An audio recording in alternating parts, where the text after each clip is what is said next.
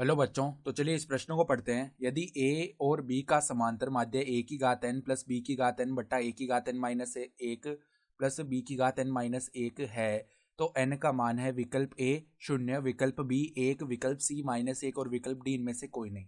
तो यहाँ पे देखो हमें n का मान बताना है। तो प्रश्न में आगे बढ़ने से पहले इस प्रश्न से संबंधित जो मुख्य उदाहरण है उसकी हम चर्चा कर लेते हैं। तो देखो मुख्य उदाहरण, यदि दो संख्याएं हों a तथा b, तो उनका समांतर माध्य क्या होता है। देखो a तथा b का समांतर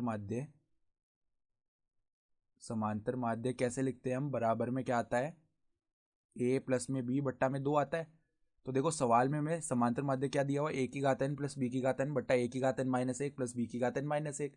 तो इसको बराबर रख देते हैं इसके, a प्लस b बट्टा 2 बराबर में a की घात n प्लस में b की घात n, क्योंकि दोनों ही समांतर माध्य है तो दोनों के मान बराबर आने चाहिए। ठीक है, तो यहाँ से हमें n का मान मिल जाएगा इस समीकरण को हल करने पर।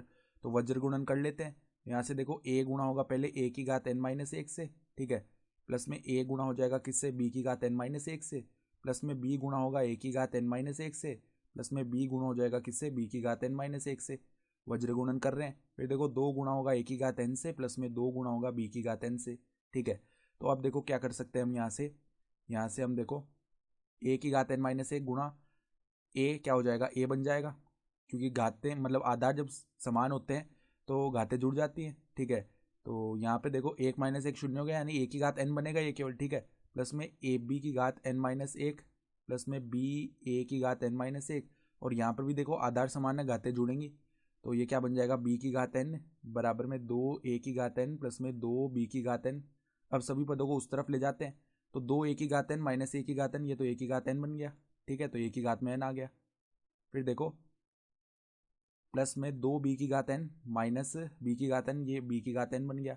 प्लस में देखो a b की घात n माइनस एक, ये उस तरफ जा रहा है ना तो माइनस का बनेगा, तो माइनस में आ जाएगा ये, और माइनस में ये पद भी माइनस का आएगा, b a की घात n माइनस एक बराबर में 0। ठीक है, तो अब देखो हम क्या करते हैं, इस पहले पद से और इस वाले पद से अगर हम कुछ उभयनिष्ठ निकालना चाहें तो a की घात n माइनस एक को उभयनिष्ठ निकाल सकते हैं।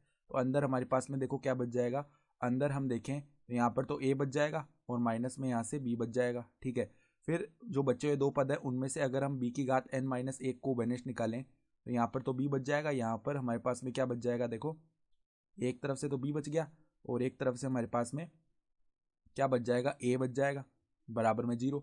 तो अब देखो पदों को वापस से उस तरफ ले जाते हैं, तो a की घात n माइनस एक गुणा में a माइनस बी है बराबर में, उसको इस तरफ मतलब उस तरफ ले जाएंगे, b की घात n माइनस एक गुणा b माइनस ए, उसको हम दाएं पक्ष में ले जाएंगे, तो यहाँ पर देखो क्या आ जाएगा, माइनस का b की घात n माइनस एक गुणा में b माइनस ए। तो अगर हम इस b माइनस ए को a माइनस बी लिखना चाहें ना तो ये माइनस हट जाएगा आगे से, ये प्लस बन जाएगा आगे, और a माइनस बी लिख सकते हैं इसे हम। तो a माइनस बी से a माइनस बी आपस में विभाजित हो गया, क्योंकि a और b बराबर तो है नहीं। ठीक है, तो a की घात n माइनस एक बराबर में b की घात n माइनस एक आ गया। तो यहाँ से हम क्या बोल सकते हैं, a बट्टा b की घात n माइनस एक जो है वो किसके बराबर आ जाएगा, एक के बराबर। एक को हम क्या लिख सकते हैं, a बट्टा b की घात 0। ठीक है, तो अब दोनों ओर से हम तुलना करेंगे तो आधार समान है तो घातें बराबर होगी, यानी n माइनस एक 0 के बराबर है, तो यहाँ से n का मान क्या आ जाएगा, 1 आ जाएगा।